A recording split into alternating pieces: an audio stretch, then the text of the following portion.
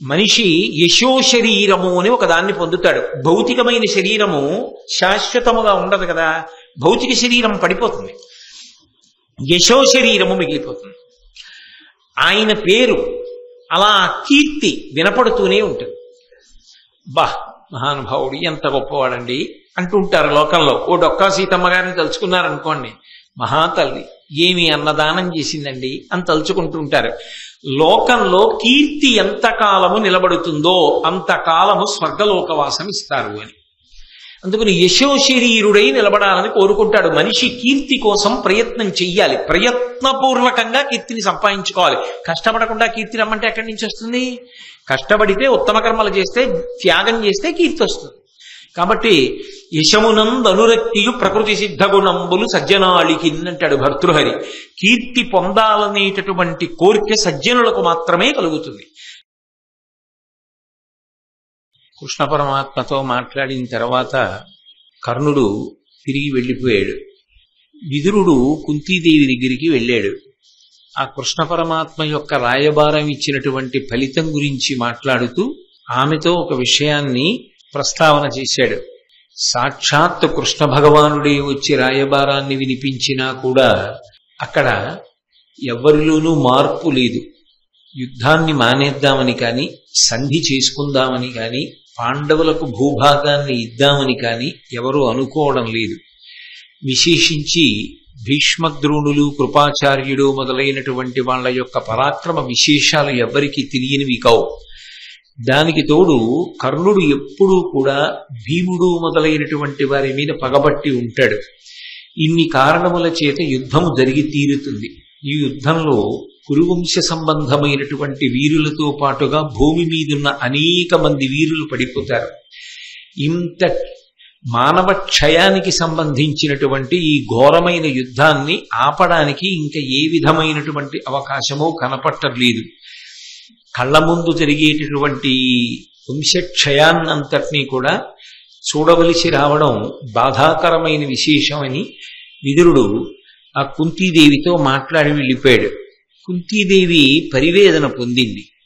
భారత యుద్ధం జరుగుతోంది అంటే ప్రధాన కారణం దుర్యోధనుని యొక్క మౌఢ్యం. మనం పాండవులని గెలవగలము అనేటటువంటి ఒక నిశ్చితాభిప్రాయం. అయితే అలా గెలవగలము అనడానికి ఎదురు బలాన్ని కూడా ఆలోచన చేస్తారు కదా. అవతల వైపు భీముడున్నాడు, ఇటు దుర్యోధనుడున్నాడు, అటు అర్జునుడున్నాడు, ఇటు కర్ణుడున్నాడు. కుంతీదేవికి సంబంధించినంత వరకు ఒక సమస్య ఉంది. కుంతీదేవి కర్ణుడు తన కుమారుడు అని చెప్పి ఉంటే అసలు ఈ భారత యుద్ధం జరిగే అవకాశం లేదు.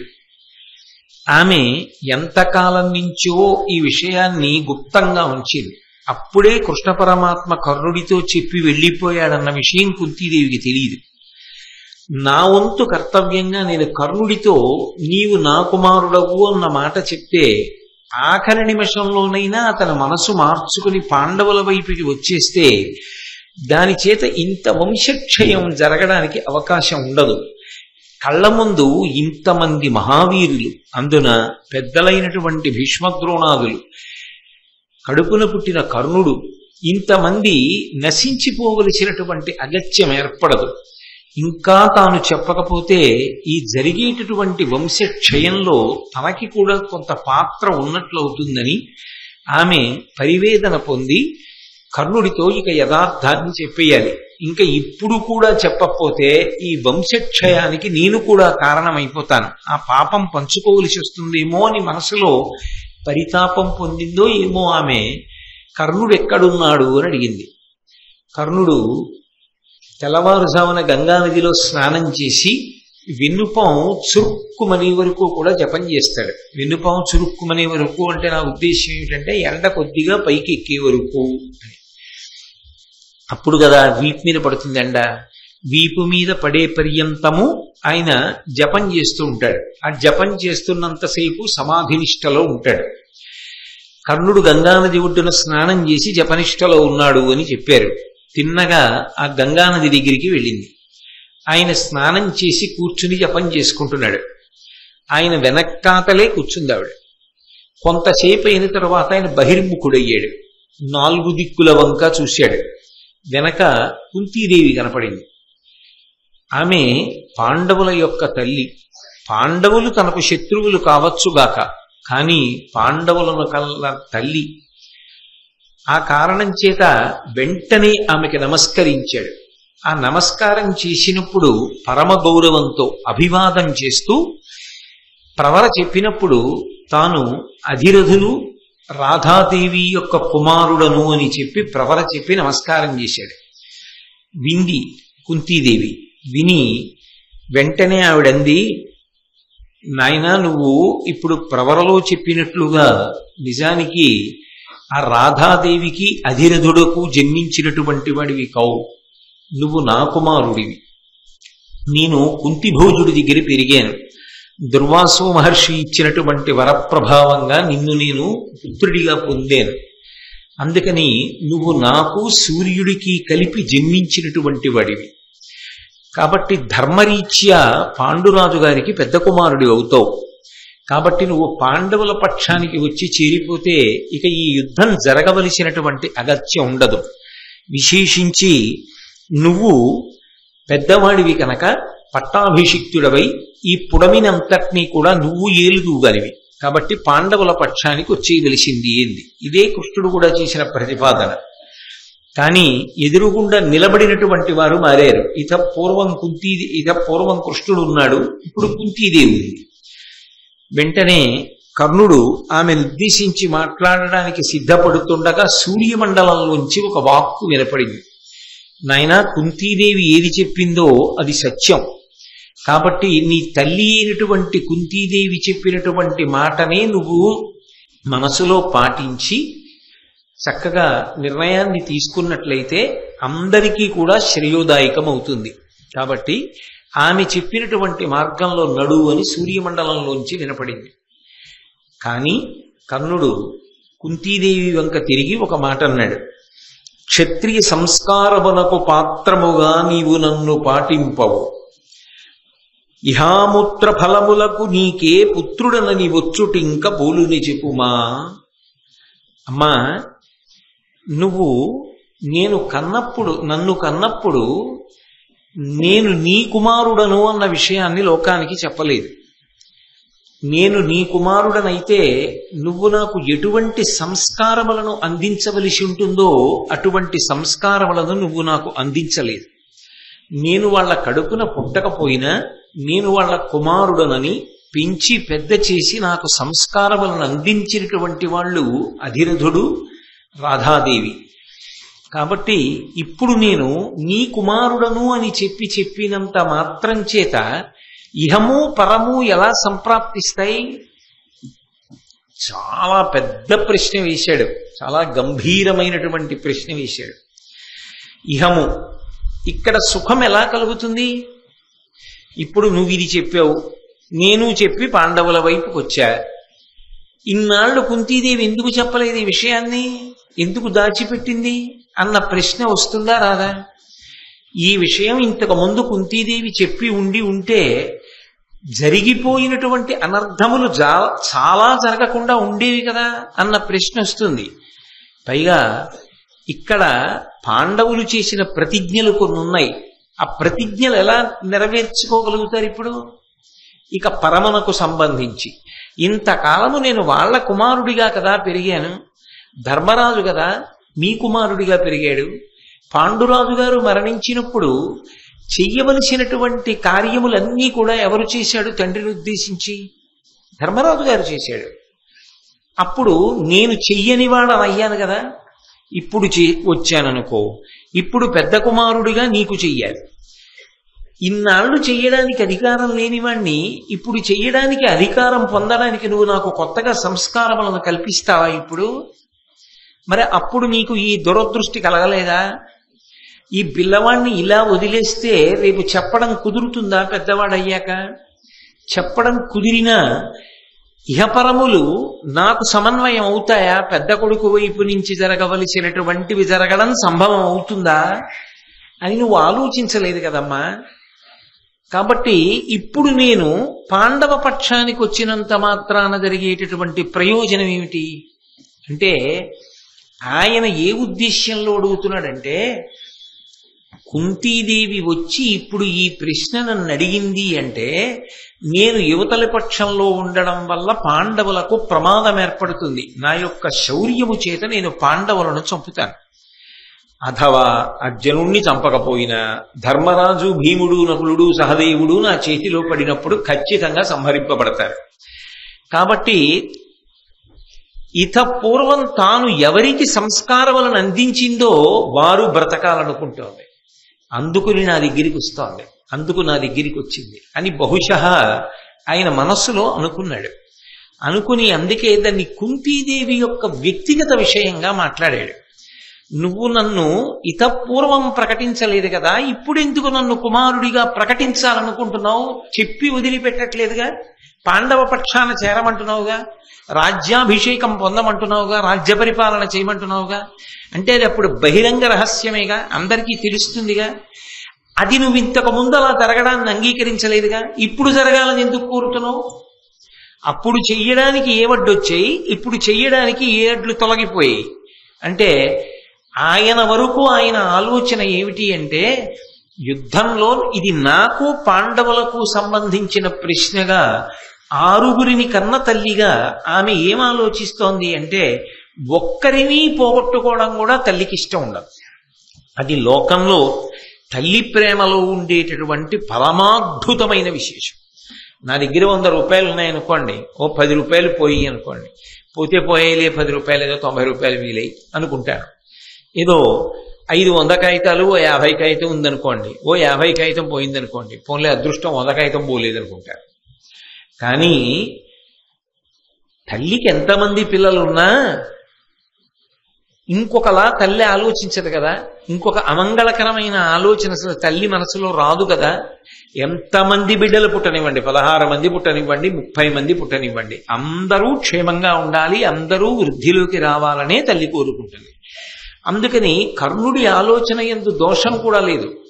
తల్లిని చాలా సహృదయంతో ఆ మాతృ ప్రేమని అర్థం చేసుకునే మాట్లాడుతున్నాడు అని అనవలసి ఉంటుంది. 6 క్షేమంగా ఉండాలని ఆవిడ కోరుకుంటోంది. ఇప్పుడు నేను ఇటువైపు ఉంటే అటు 5 బహుశः 5 అయినా పడిపోవచ్చు, 4 పడిపోవచ్చు, లేదా నేనొక్కడనే పడిపోవచ్చు. కానీ 6 మాత్రం ఉండడం ఆవిడికి ఎప్పటికీ సంభవం కాదు. ఇటు తాను ఉన్నంతకాలం కుంతీదేవి 6 బిడ్డల తల్లిగా కనీసం తన కొడుకని తెలియకపోయినా కళ్ళ ముందు చూసుకుంటోంది కదా. ఆవిడికి సంబంధించినంత వరకు కొడుకు ఎదురుగుండా ఉన్నాడు, చూస్తోంది. నిజంగా కూడా గూఢచారుల ద్వారా ఆవిడ తెలుసుకుంది ఏం చేస్తున్నాడు, ఎలా వృద్ధిలోకి వచ్చాడు, ఏమి నేర్చుకున్నాడు, పరశురాముడి దగ్గరికి ఎందుకు వెళ్ళాడు, ద్రోణుడి దగ్గర ఏం నేర్చుకున్నాడు, అన్నీ తెలుసుకుంది ఆవిడ. కళ్ళ ముందు పిల్లలు ఉన్నారు, ఓ సంతోషాన్ని పొందేసింది. ఏ కారణానికి చెప్పలేదు, లోకాపవాదానికి భయపడి. కానీ ఇప్పుడే పరిస్థితి వచ్చింది. కర్ణుడు అలాగే ఉండిపోతే, పాండవులు ఇలాగే ఉండిపోతే, యుద్ధం అయిపోయిన తర్వాత తాను ఎంతమంది సజీవులైన పిల్లలకు తల్లి అన్న విషయం కుంతీదేవి కూడా చెప్పలేదు, పాండవులు చెప్పలేరు, కర్ణుడు చెప్పలేరు. అప్పుడు ఈ పాపం నాది కాదా, ఇది చెప్పుంటే 6 బతుకునేమో, అలాగా అది కర్ణుడికి వస్తాడేమో. రాకపోతే నా తప్పు లేదు కదా, కనీసం నాకు 6 బ్రతకాలనే కదా నేను కోరుకున్నాను అన్న విషయంలో తనకి ఒక తృప్తి ఉండాలని, 6 బ్రతికి ఉండాలని బహుశः ఈమె నా దగ్గరికి వచ్చి ఉంటుంది అని కర్ణుడు అనుకున్నాడు. అలా అనుకోవడం తప్పు కూడా కాదు. ఎందుకని అంటే ఒక తల్లి యొక్క హృదయం ఎలా ఉంటుంది అన్నదాన్ని మనసులో పెట్టుకుని మాత్రమే కర్ణుడు మాట్లాడుతున్నాడు. కాబట్టి కర్ణుడు ఆ విషయంలో ఏదో దోషభూయిష్టంగా మాట్లాడాడు అని చెప్పడానికి అవకాశం ఏం లేదు. అందుకే ఒకవేళ మేము 6 బతికినా అమ్మా నువ్వు కోరుకున్నట్టు, అప్పుడు నేను పెద్దవాణ్ణి కదా, నేను పెద్దవాళ్ళను కాబట్టి ఇహము పరము రెండింటినీ చూడాలి కదా. నువ్వు పట్టాభిషేకం ఇహం మాట్లాడుతున్నావు, నాకు రాబోయేది మాట్లాడుతున్నావు పరం. నాకు పరం ఎలా ఉంటుంది, మిత్రద్రోహం చేయలే ఆఖరి నిమిషంలో యుద్ధంలో, అప్పుడు నాకు ఇహమునందు రాజ్యవైభవం ఉంటుందేమో, శరీర పతనానంతరము నా పరిస్థితి. ఇప్పుడు రాజ్యం లేకపోయినా ఇహమునందు నేను పొందనిదేమిటి? దుర్యోధనుడు నాకు రాజ్యాభిషేకం చేశాడుగా, అంగరాజును అయ్యానుగా. అంగరాజునేమిటి ఇంచుమించు అర్ధసింహాసనం ఇచ్చి గౌరవించినంత గౌరవించాడుగా. దుర్యోధనుడి అంతేవాసిగా దుర్నిరీక్షుడనయ్యానుగా. ఇంకా ధర్మరాజు గారు వాళ్ళు 12 ఏళ్ళ అరణ్యవాసం, 1 ఏడాది అజ్ఞాతవాసం చేశానేమో కానీ నీ చేసింది ఉంది రాజరికమేగా. పొందవలసిన రాజభోగాలన్నీ పొందానుగా. ఒకవేళ ఇప్పుడు యుద్ధానికి వచ్చాననుకో, చచ్చిపోయాననుకో, పాండవుల చేతిలో వీరస్వర్గాన్ని పొందుతాను. ఇప్పుడు నేను అలా దుర్యోధనుడి వైపు కాకుండా పాండవుల వైపుకి వచ్చాననుకో, పాండవుల వైపుకి వస్తే నాకు ఇహమునందేమవుతుంది? పట్టాభిషేకం అవుతుంది అంటున్నావు. అప్పుడు ఏముంటుంది? రాచరికమే ఉంటుంది. నేను తినేది రాచకూడే, అనుభవించేది రాచభోగాలే. దానికి ఇప్పుడు నేను అనుభవిస్తున్న కన్నా పెద్ద భిన్నంగా ఏముంటాయి కనుక ఇహమునందే మార్పు ఉంది. ఇక పరమంటావా? పోతుంది ఖచ్చితంగా. మిత్రద్రోహం చేశాను కదా, ఆఖరి నిమిషంలో యుద్ధం వదిలేసి దుర్యోధనుడికి ద్రోహం చేసి ఆవలిపక్షాన్ని చేరిపోతున్నానుగా. ఈ మిత్రద్రోహం నన్ను కట్టి కొడపదా? రాజుగా సింహాసనం మీద కూర్చుని ఎప్పుడో యుద్ధంలో కాకుండా అఖండ భూమండలానికి చక్రవర్తిని అవుతాను. ధర్మజ భీమ అర్జునుడు కుల సహదేవులు నాకు సోదరులను అనుగమించగా ఈ లోకంలో నన్ను ఎదిరించి నిలబడగలిగిన వీరుడు ఎవరు ఉంటాడు? నేనే మహావీరుడనై ఉండగా ఇక నన్ను ఎవరు ఎదిరించే అవకాశం ఉండదు. అప్పుడు నాకు యుద్ధంలో మరణించే అవకాశం ఉండదు. నేను ఎలా మరణించాలి? అప్పుడు జ్వరంతో మరణించాలి. జ్వరం అంటే రోగం. రోగంతో మరణించిన వాడు వీరస్వర్గం అలంకరించగలడా? మహాపుణ్యాత్ముడైతే అలంకరించాలి. నాకు మిత్రద్రోహ దోషం వస్తుందిగా. అప్పుడు నాకు పరమేమైంది? నీకు సంబంధించినంత వరకు పాండురాజు గారికి నేను చేయలేదుగా, ధర్మరాజు గారిగా చేశాడు పరలోక క్రియలు. ఇప్పుడు నేను కొత్తగా ఎలా చేయను? నువ్వు అసలు పుట్టగానే నాకు ఇవ్వవలసిన సంస్కారములు నువ్వివ్వలేదుగా. ఇన్ని ప్రశ్నలు ఇక్కడ ముడిపడి ఉండగా ఇంత తేలిగ్గా పాండవుల వైపుకు వచ్చేయని ఎలా వచ్చావమ్మా? 6 బతికుండిపోవాలని కేవలం అమ్మ ప్రేమతో వచ్చావా ఇన్నాళ్ళకి? మంచిదే, 6 బ్రతికుండాలని కోరుకున్నావు. ఆ విషయంలో నేనేమన్నమ్మా? ఒక తల్లికి ఆ ప్రేమ ఉంటుంది. కానీ నువ్వు అడిగినా నాకు మనసులో అలా ఉండాలని ఉన్నా ఇప్పుడు ఇక చేయి దాటిపోయిందిగా. ఇప్పుడు ఇంకా అలా కలవలేనుగా. ధర్మం అడ్డొస్తోందిగా. కాబట్టి ఇహపరములకు పనికిరాని ఈ ప్రతిపాదన దేనికమ్మా? ఎలా సాధ్యం? విజయ విక్రమంబు విఖ్యాతమయ్యుండ నేను కుంతి కొడుక భానుజుండననుచు అతని కూడా నరిగిన అతనికి విరచిపోయినరే వేయునేలా. లోకంలో అందరికీ తెలుసు నాకు అర్జునుడికి స్పర్ధ ఉన్నది అని. అందరికీ తెలుసు కురుక్షేత్రంలో దుర్యోధనుడు నన్ను నమ్ముకునే యుద్ధానికి వస్తున్నాడు, నేనే అర్జునుడితో యుద్ధం చేస్తాను అని. ఇప్పుడు నేను యుద్ధం మానేసి నేను కుంతీదేవి కొడుకుంటా, నిన్ననే చెప్పారు ఆవిడ. నేను సూర్యుడి కొడుకుంటా, నిన్ననే చెప్పాడు సూర్యమండలం నుంచి, ఒరే మీ అమ్మ చెప్పింది సత్యమేరా అని. అందుకని పాండవుల వైపుకి వెళ్ళిపోతున్నాను అని నేనంటే లోకమంతా ఏమంటుంది? అర్జునుడితో యుద్ధం ఇప్పుడు తాడో పేడో, మన్నుటయో మరణించుటయో, ఈ స్థితిని ఎదుర్కొనలేక పిరికి పందయ్యి మిత్రద్రోహం చేసైనా ప్రాణాలు నిలబెట్టుకోవడానికి అర్జున పక్షాన చేరిపోయాడు కర్ణుడని అనదా? లోకమంతా నింద చేస్తే అది అపకీర్తి కాదా? ఇంత అపకీర్తి మూట కట్టుకున్న నాకెందుకమ్మా పట్టాభిషేకం? దానివల్ల ఏమిటి కలిసి వస్తుంది? నాకొద్దు. అందుకని అది సాధ్యపడదు. నువ్వు అడిగిన మాట నేను అంగీకరించలేకపోవడానికి ఇన్ని కారణాలు ఉన్నాయి. ఇంత అపకీర్తిని నేను పొందలేను. అంటే అందులోనే మీరు ఒక విషయాన్ని ఆలోచించండి. కుంతీదేవి ముందెందుకు చెప్పలా? కన్యాగర్భం అపకీర్తి వస్తుందనేనా?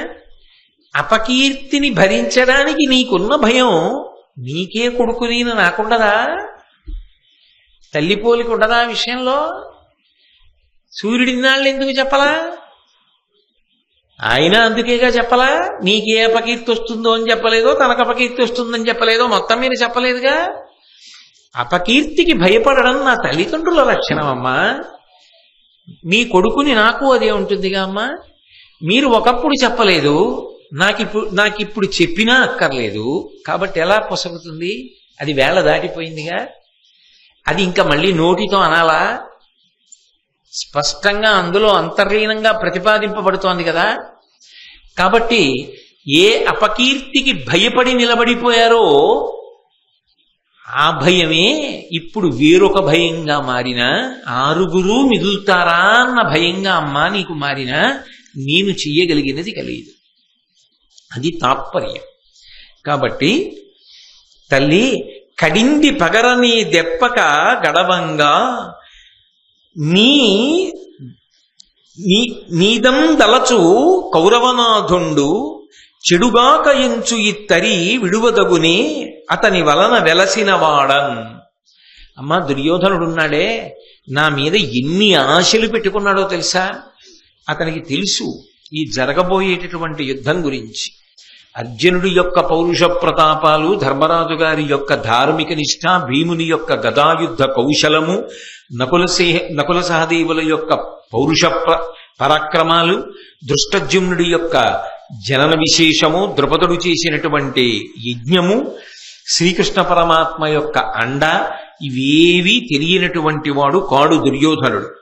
తెలిసి కడింది పగరనేదెప్పక కడవంగా, ఆ యుద్ధమనేటటువంటి మహాసముద్రం, ఆ సముద్రంలోకి దివికి ఈదడం మొదలుపెట్టిన తర్వాత చేతులతో ఈదినవాడు గట్టు చేరడం.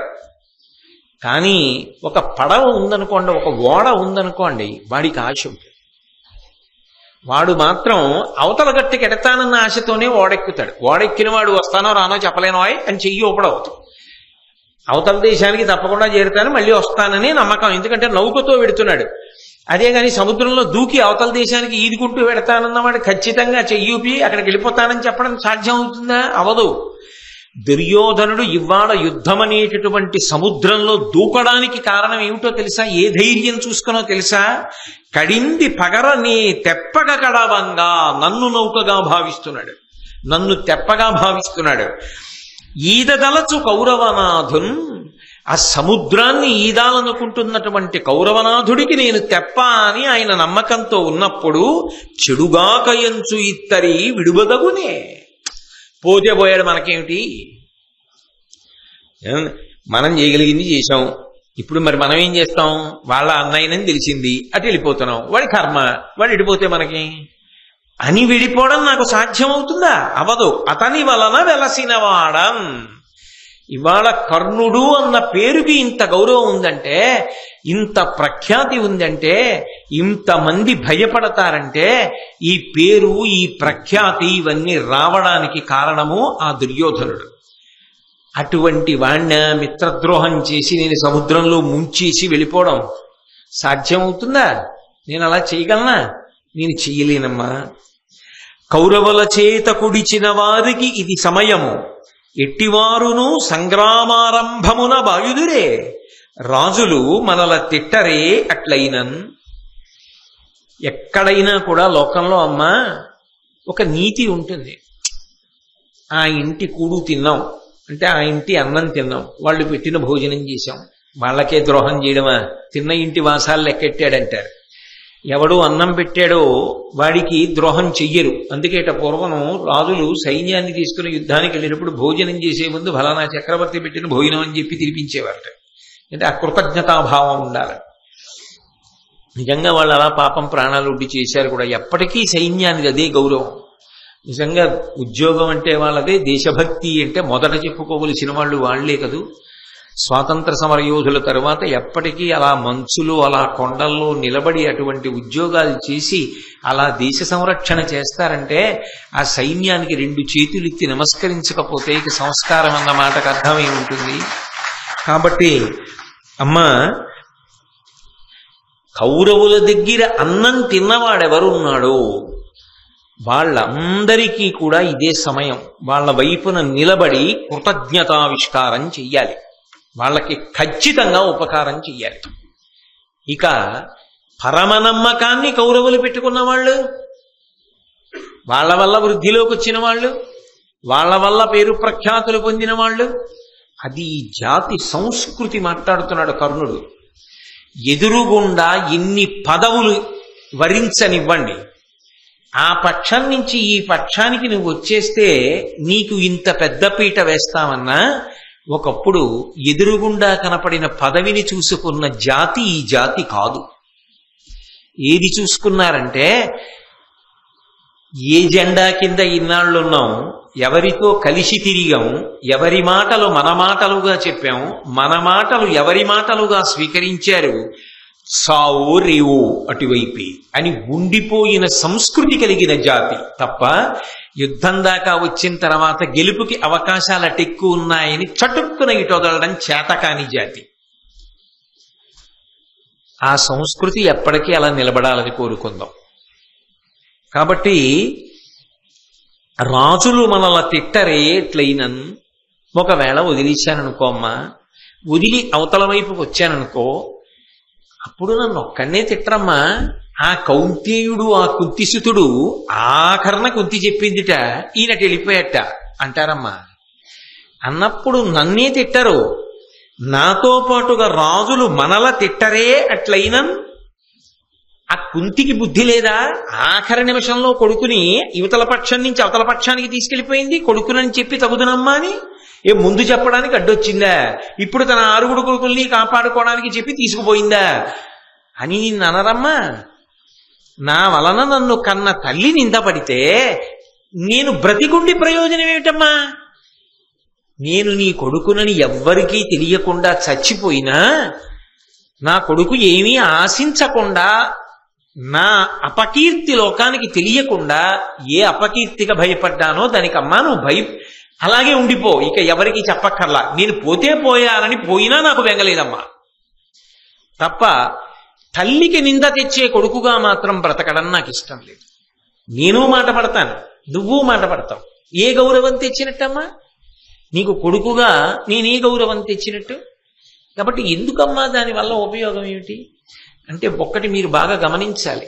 ఆయన రాధాదేవి పట్ల ఎంత ప్రేమ భావన ఆవిష్కరించాడో, ఎంత గౌరవాన్ని ఆవిష్కరించాడో, కుంతీదేవి పట్ల కూడా నిజానికి అంత భక్తిని, అంత కృతజ్ఞతను ఆవిష్కరిస్తున్నాడు. నిజంగా కర్ణుడే తలుచుకుంటే ఇలా మాట్లాడాలనేం లేదు, ఎంత పరుషంగానైనా మాట్లాడచ్చు. భారత కథనంతటిని వెనక్కి తిప్పి తీసుకొచ్చి తను పడిన మానసిక క్లేశం, తాను పోగొట్టుకున్నది, తనకి ఎన్నిసార్లు కుంతి ఈ మాట చెప్పనందుకు జీవితంలో ఈ విషయం అడ్డుపడి తను ఎదగలేకపోవడం సరిగదా శాపాలు పొందాడు. చివరికి అవి తనని ఎన్నిసార్లు కాట్లు వేశాయో చెప్పి, దీనికి నువ్వు కాదా బాధ్యురాలి అని అడగచ్చు. అడుగుతాడు, ఏమవుతుంది? గుండెలు బాదుకు నేడుస్తుంది, నిజమేరా నాన్న నా వల్లే ఇవన్నీ అంటుంది. బతుకుతాడా? యుద్ధానికి వెళ్ళి చెప్పాడుగా కృష్ణుడితో, బతుకుతాడా?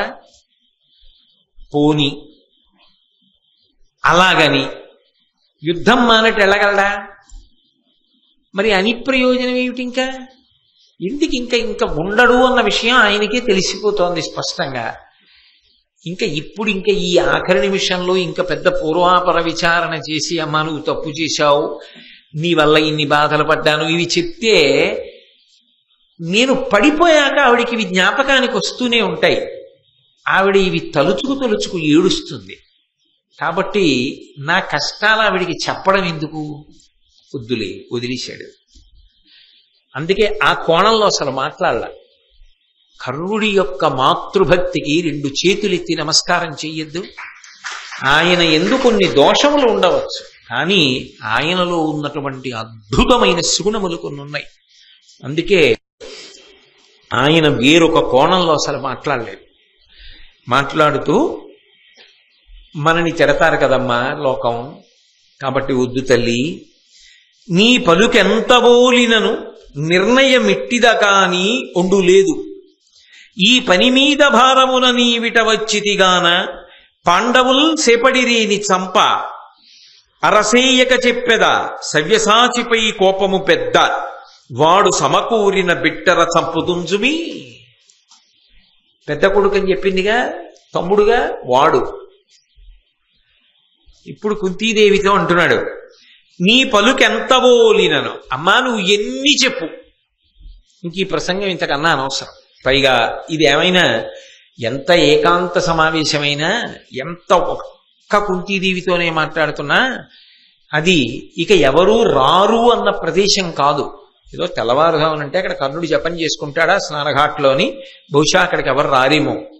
కానీ పొద్దెక్కిపోయిన తర్వాత కర్ణుడు కూడా లేచి వెళ్ళిపోతాడని అందరికీ తెలుసు. కాబట్టి జనం మసిలే సమయం. ఇప్పుడు నువ్వు నాతో ఇది ఎక్కువ మాట్లాడడం, నీతో నేను ఎక్కువ మాట్లాడడం కూడా మంచిది కాదు. అందుకని నువ్వు ఎన్ని చెప్పు, ఇంతే కదా చెప్తావు. నా నిర్ణయం మాత్రం ఒకటేనమ్మా, దీనికి కొనసాగింపుగా నువ్వు ఎన్ని మాట్లాడినా అమ్మా నిర్ణయం ఇట్టద కాని ఉండులేదు. నేను కౌరవుల వైపే ఉండి యుద్ధం చేస్తానన్నది వినా నా నిర్ణయమునందు మార్పు రాదు.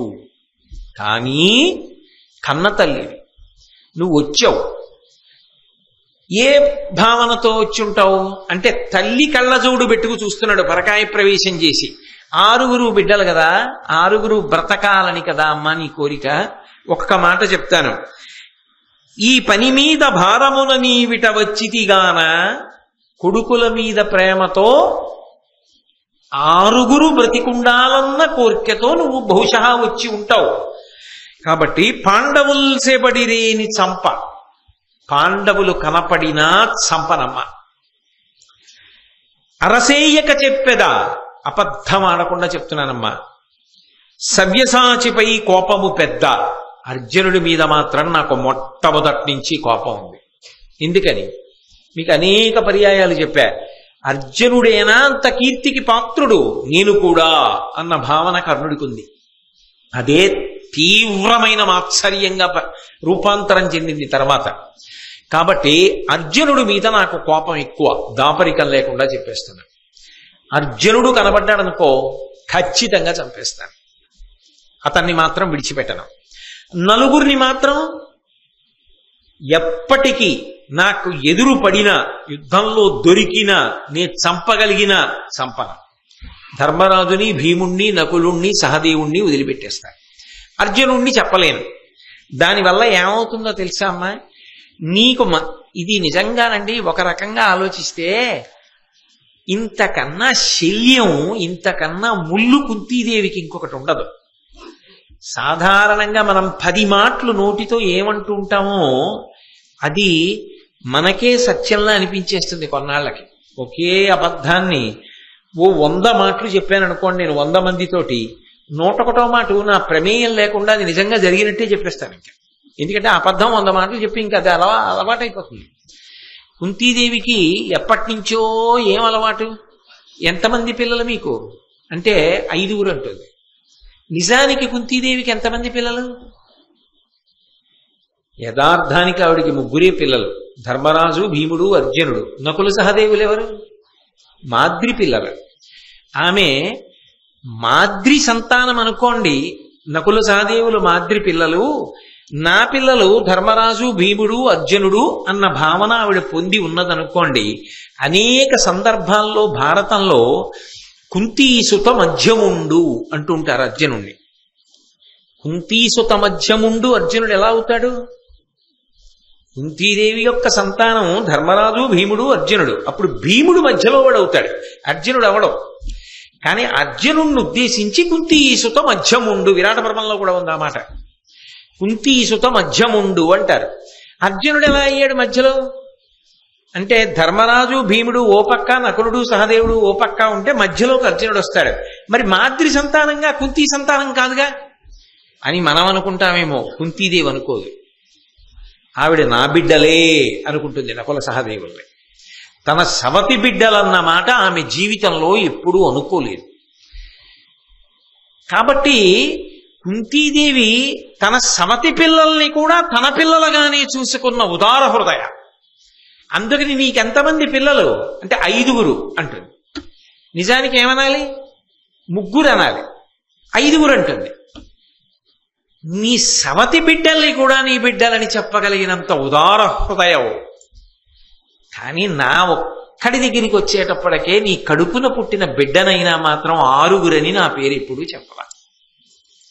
ఎందుకో నా ఒక్కడి విషయంలోనే ఆ కాఠిన్యం అలా ఉండిపోయింది.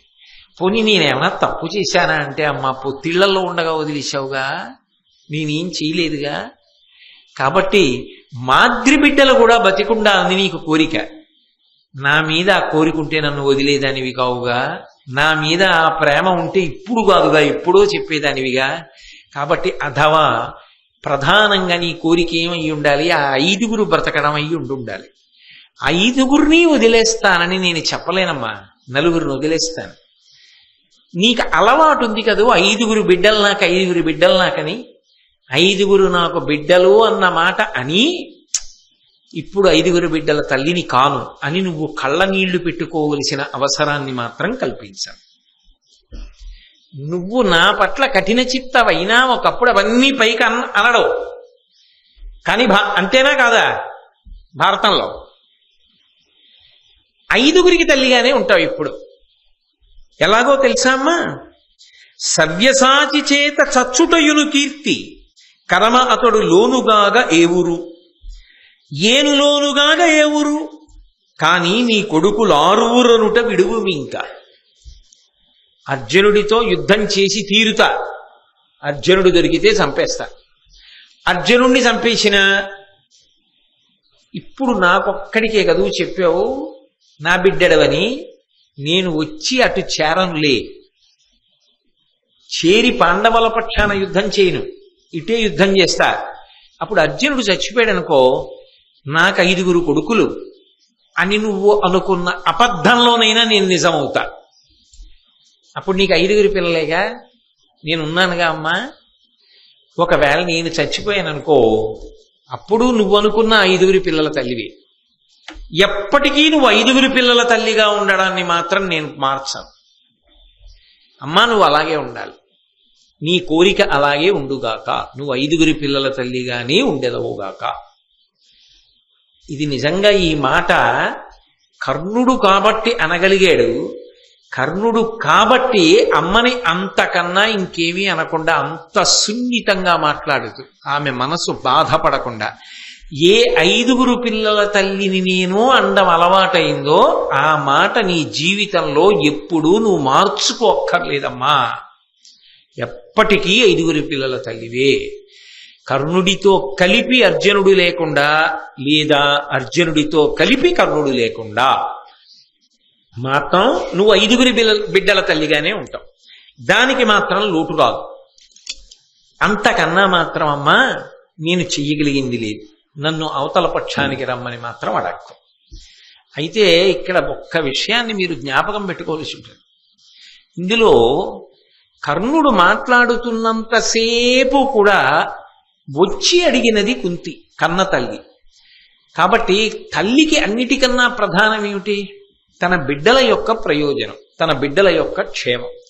6గురు క్షేమంగా ఉండాలన్న ఉద్దేశ్యంతో ఇప్పుడు మాట్లాడుతోంది నువ్వు నా బిడ్డలవని, అందుకు పాండవ పక్షానికి వచ్చేసేయమంటోంది అన్న ఉద్దేశ్యంతో మాట్లాడాడు. ఆవిడ వెంటనే లేచి నిలబడి కర్ణుణ్ణి గట్టిగా కౌగిలించుకుని, కర్ణ నువ్వు అన్న మాట మరిచిపోకు, నీకు అర్జునుడు యుద్ధంలో ఎదురు పడితే యుద్ధం చేసి చంపగలిగితే చంపి, మిగిలిన 4గురు జోలికి వెళ్ళకు అని చెప్పి వెళ్ళిపోయింది. అంటే 5గురు బిడ్డల తల్లి అన్న మాట విషయంలో ఆవిడ కూడా కాదు అన్న మాట అనలేదు, ఆవిడ అది అంగీకరించి వెళ్ళిపోయింది.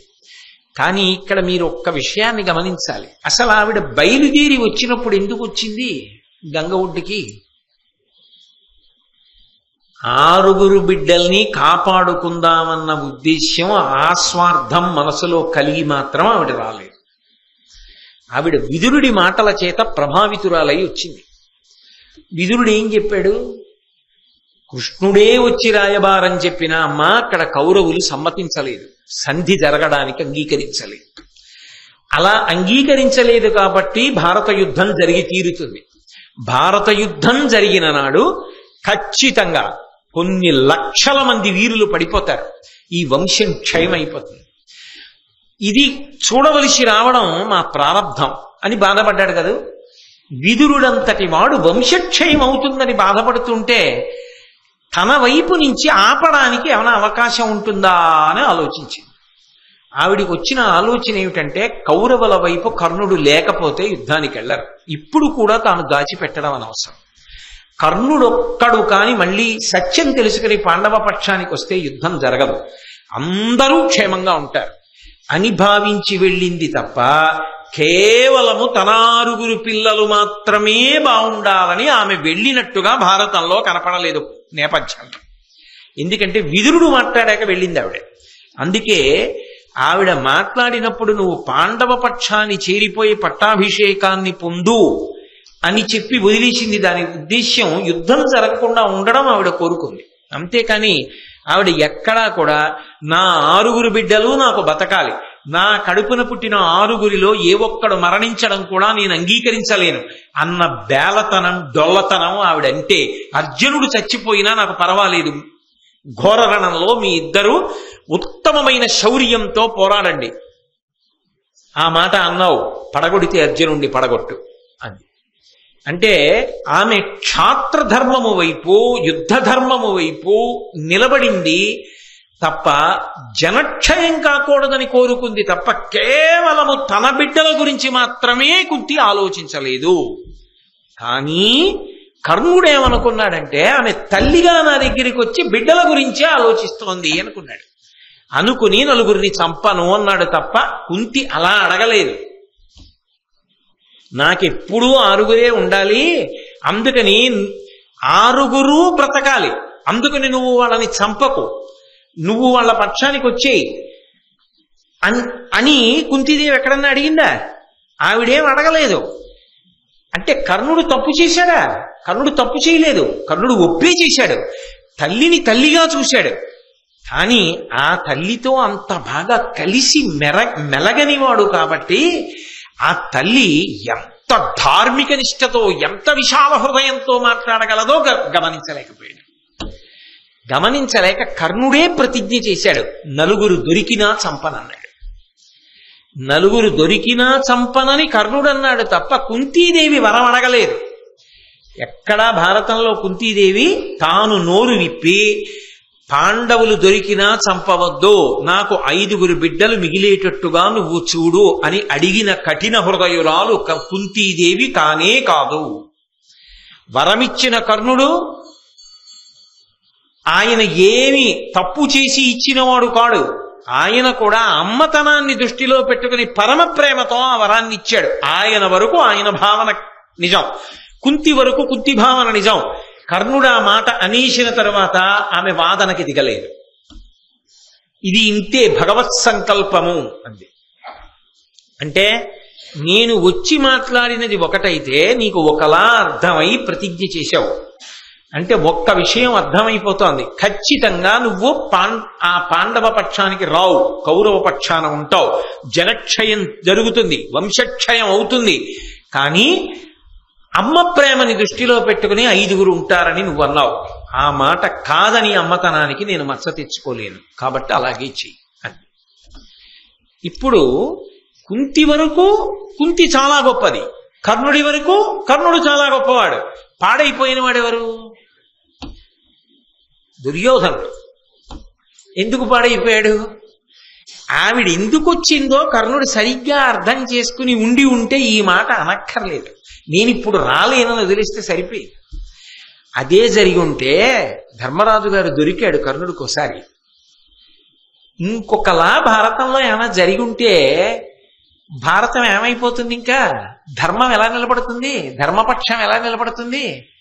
ప్రచోదయాత్, ఆలోచనలనిచ్చేది పరమేశ్వరుడే. అందుకే అప్పటికి కుంతిని చూడగానే కర్ణుడికి ఒకలా ఆలోచన వచ్చింది, అమ్మగా వచ్చింది అనుకుని 4 చంపనని ప్రతిజ్ఞ చేశాడు. చేసిన వాడు దుర్యోధనుడికి వెళ్ళి చెప్పాడా? దుర్యోధన, నేను ప్రతిజ్ఞ చేశానయ్యా, పాండవుల్లో 4 చంపను, అర్జునుడు ఒక్కడినే చంపుతాను. భీష్ముడు ఎంత స్పష్టంగా చెప్పేశాడో, ద్రోణుడు ఎంత స్పష్టంగా చెప్పేశాడో, కర్ణుడు అంత స్పష్టంగా దుర్యోధనుడికి చెప్పేశాడా? చెప్పలేదు. చెప్పకపోవడం వల్ల ఆయన ఏమనుకుంటున్నాడంటే 5 ఎవరినైనా కొడతాడు, అర్జునుడు ప్రధానుడు తప్ప అనుకుని యుద్ధానికి వెళ్ళాడు. ఈయన ప్రతిజ్ఞ ఈయన గుర్తు పెట్టుకుని పాలించాడు. ఈయన అలా పాలిస్తాడని తెలియక యుద్ధానికి వచ్చి వాడు చెడిపోయాడు. అయితే పాడైంది ఏ కారణానికి పాడైనా గొంగళిలో తింటూ వెంట్రుకలేరి ప్రయోజనం ఏమిటి? అధర్మానికి నిలబడిన వాడు,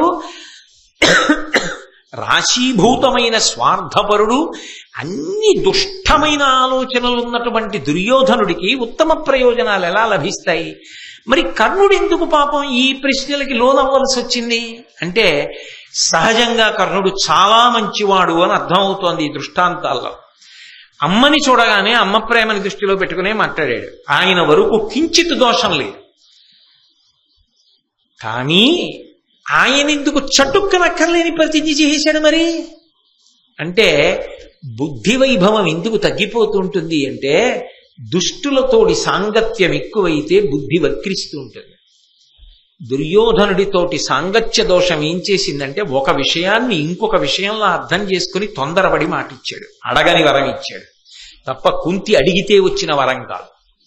కుంతి అలా అడగలేదు. అలా అడిగితే అది మాతృత్వానికి చిన్న మచ్చ అయిపోతుంది. ఆవిడ రాజనీతిజ్ఞతకి, ఆవిడ ధార్మిక నిష్టకి, ఆవిడ విశాల హృదయానికి అది ఒక కొరత అవుతుంది.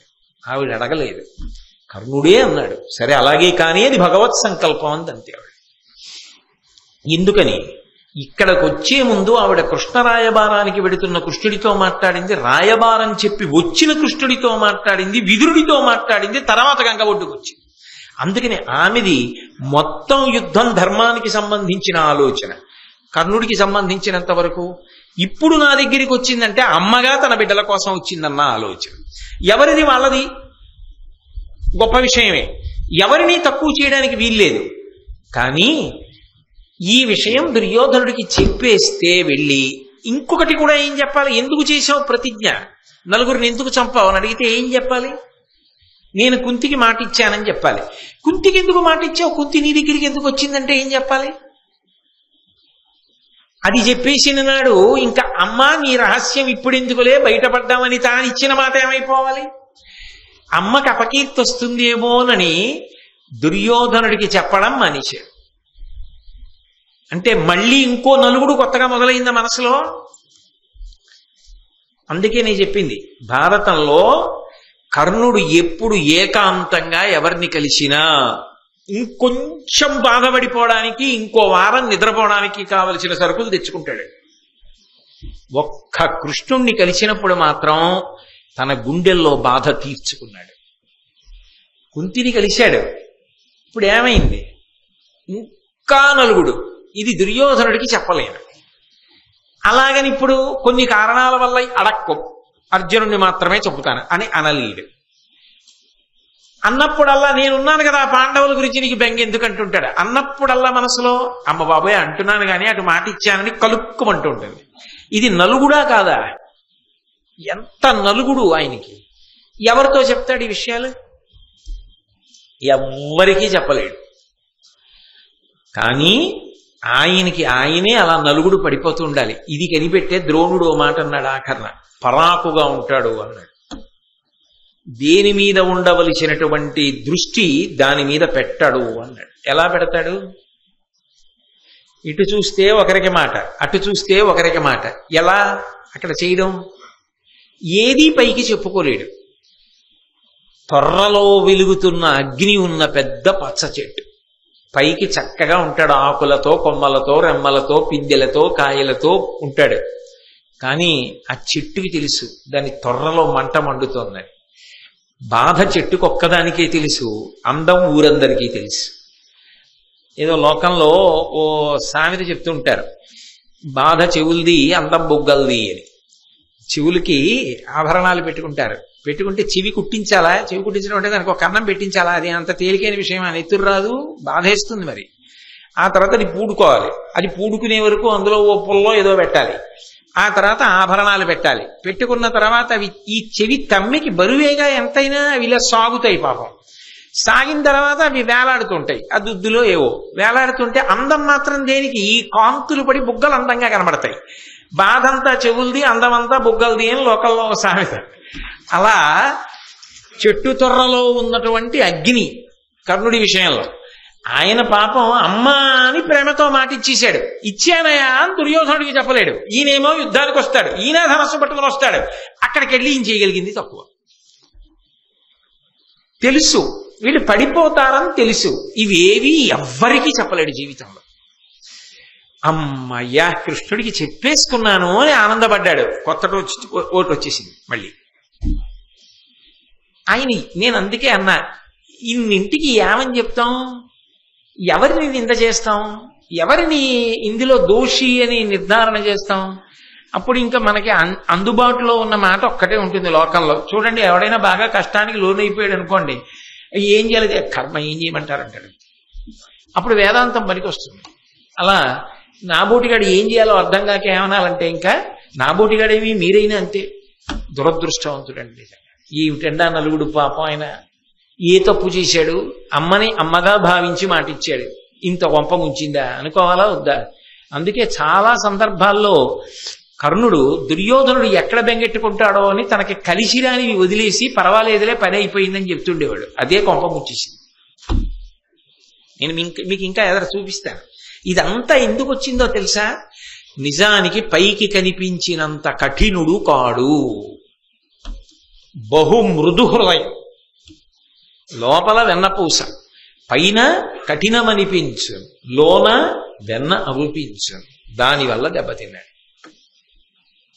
దుర్యోధనుడు ఏమైపోతాడో, ఏమనుకుంటాడో, నన్ను ఇంత పెద్ద చేశాడు అని అటువైపుకుంటాడు. మనసులో తప్పు, అలా చేయకూడదు, అది అధర్మం అనుకుంటూ ఉంటాడు. ఏదో చెయ్యాలని సాధన చేస్తాడు, అవన్నీ వ్యతిరేకం అవుతాయి. అలా అవుతాయని తెలుసు. ఆఖరికి పడిపోతానని తెలుసు, పడిపోయాడు. ఒక్కసారి కాని మాట తిప్పితే పట్టాభిషేకం పొందుతానని తెలుసు, కాని మారడు. ధర్మచింతన లేనివాడని ఎలా అంటారు మీరు కర్ణుణ్ణి? కాబట్టి అందుకే మహాభారతంలో కర్ణుడు లేని భారతం లేదు అనడానికి కారణం అదే. ఇన్ని మలుపులు తిప్పిన మహానుభావుడు ఆయనే.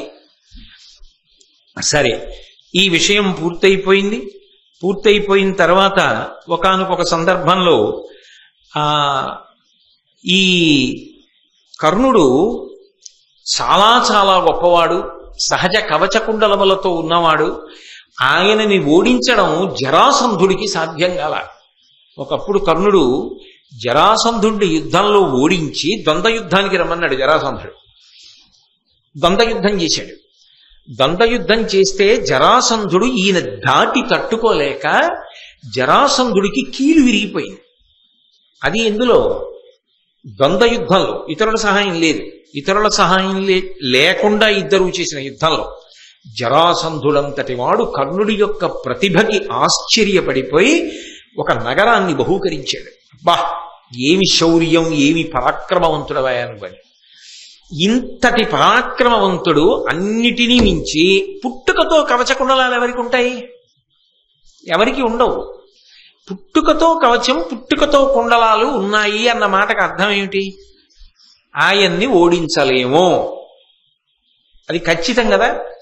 ఓడించలేము అన్న మాట కూడా వదిలేయండి. ఓడించలేము కన్నా ఆయన్ని చంపలేము, అది సత్యం. కవచం ఉన్నంత కాలం గుండె భేదింపబడదు. కాబట్టి గుండెలు భేదింపబడనంత కాలం వీరుడు చనిపోయే అవకాశం ఉండదు.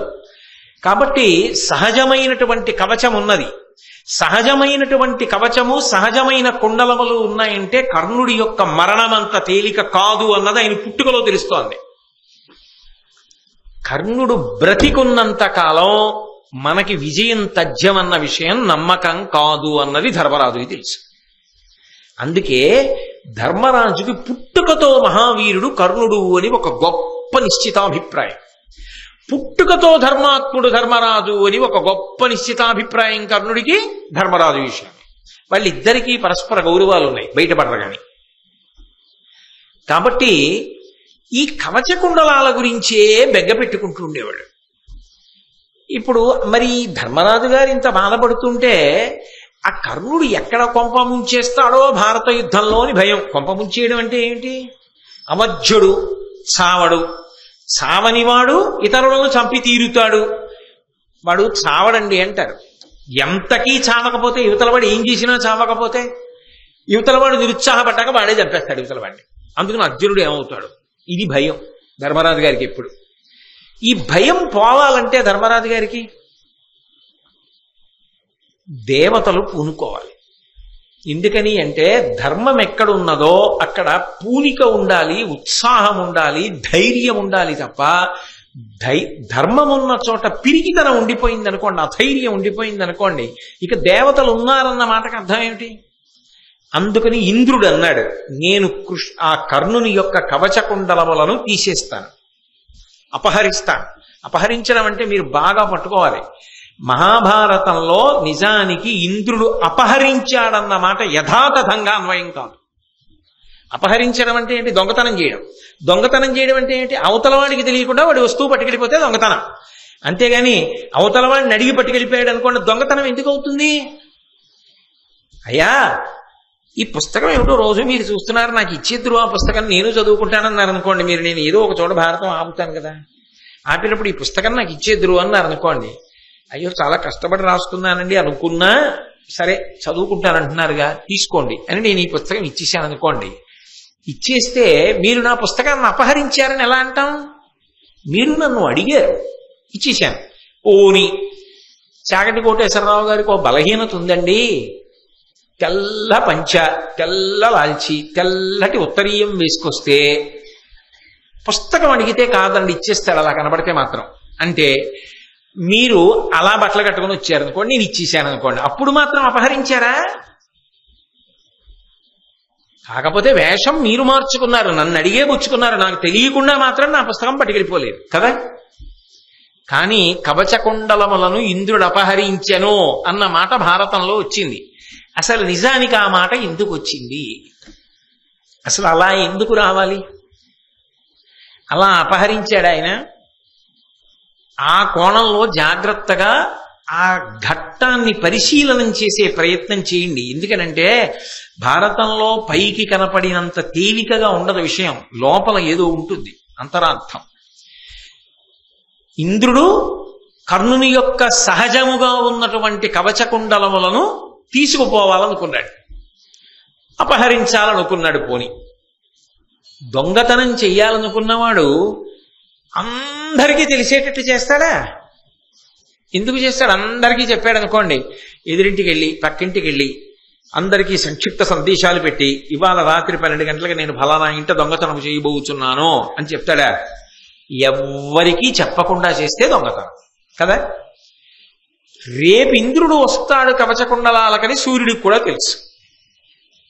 అంటే పెదవి దాటితే కదా పృథివి దాటుతుంది.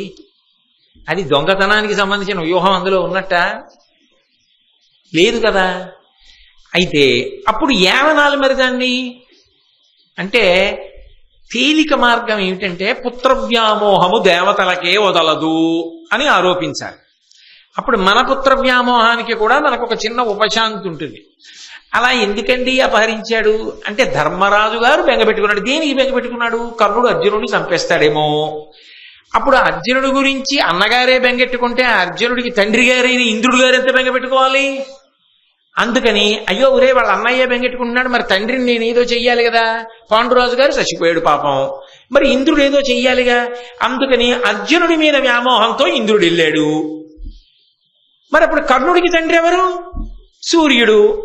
కర్ణుడి మీద వ్యామోహంతో సూర్యుడు వచ్చి చెప్పేశాడు.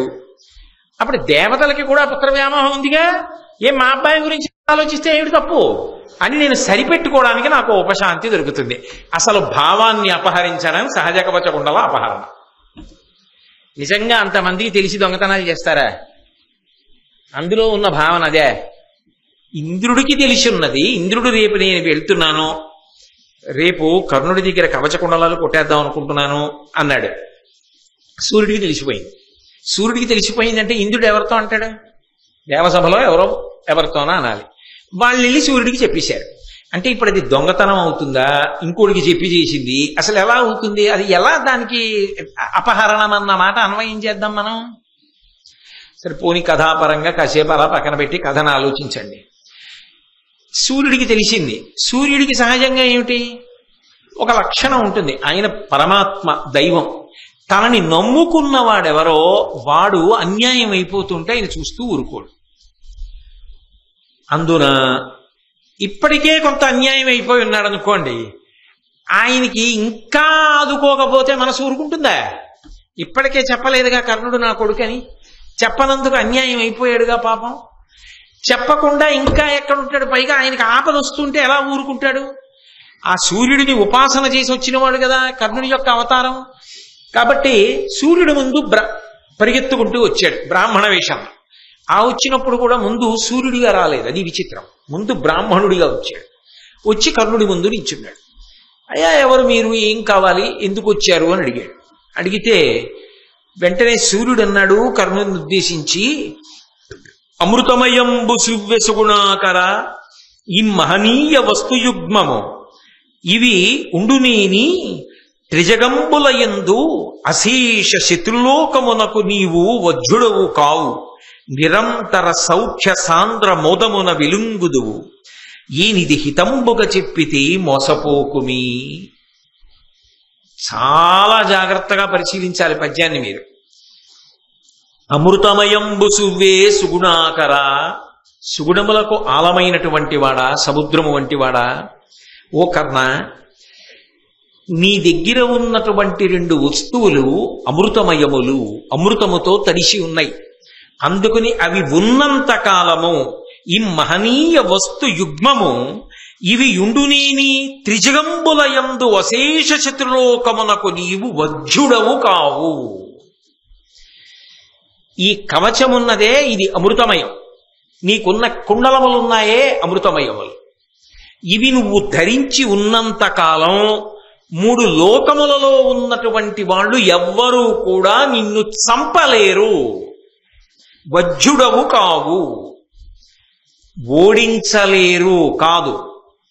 మీరు బాగా పద్యాన్ని జాగ్రత్తగా పట్టుకోవాలి. సూర్యుడు మాట్లాడుతున్న మాట 3 లోకములలో నిన్నెవ్వరూ ఓడించలేరు అన్న మాట నిజమైతే ఘోషయాత్రలో గంధర్వులు ఎలా ఓడించారు? అర్జునుడు ఎలా ఓడించాడు? అంటే ఓడించగలరు, చంపలేరు. అంటే అవి ఉంటే కర్ణుడు ఏం చేయొచ్చు? ఎన్ని మాటలైనా ఓడిపోయి బతకచ్చు. అవి పోతే ఏమవచ్చు? ఒక్కసారి చచ్చిపోయి గొడవలు తీర్చేసుకోవచ్చు. అది తేడా. అవి ఉన్నంతకాలం చావడం, ఎన్ని మాటలైనా ఓడిపోతాడు. ఓటమికి ఏం ఇబ్బంది లేదు, అవి ఏం చెయ్యవు, ఓడిపోతాడు, పారిపోతాడు. చచ్చిపోవడం మాత్రం ఉండదు. ఆయన కోరిక ఏమిటి? అర్జునుడిని చంపాలి. అర్జునుడి చేతిలో చచ్చిపోకుండా ఓడిపోయి పారిపోయి బతికేస్తే ఏమిటి ఆయనకి? ఇన్ని మాటలలా.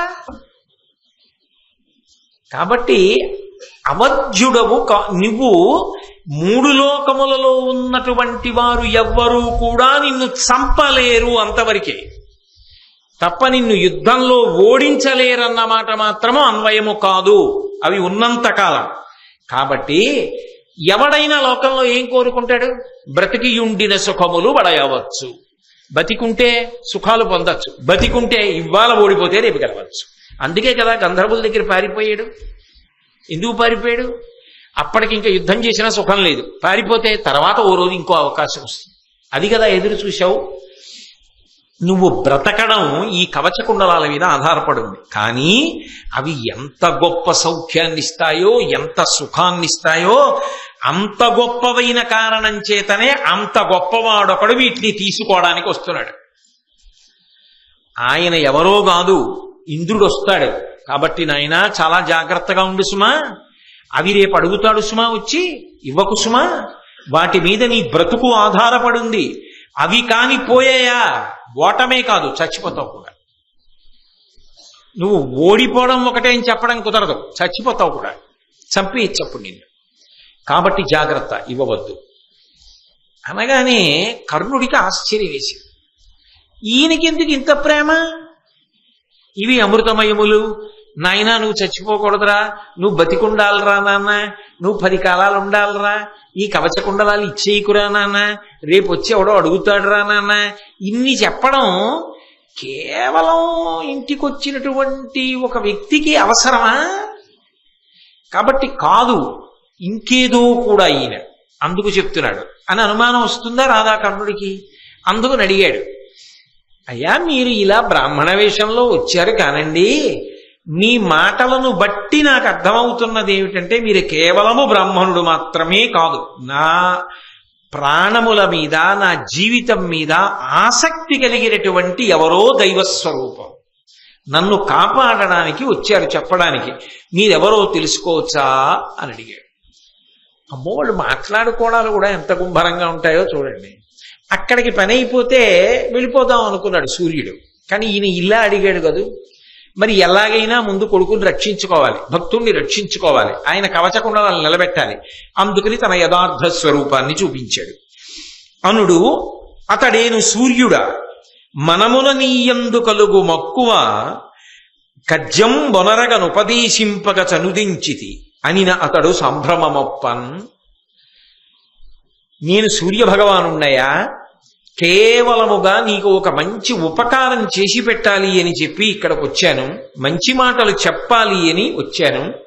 అందుకని వచ్చినవాడు ఎవరైనా నువ్వు చెప్పిన మాట విని ఆగిపోతే నాకు పని అయిపోతుంది కాబట్టి వెళ్ళిపోదాం అనుకుంటున్నాను.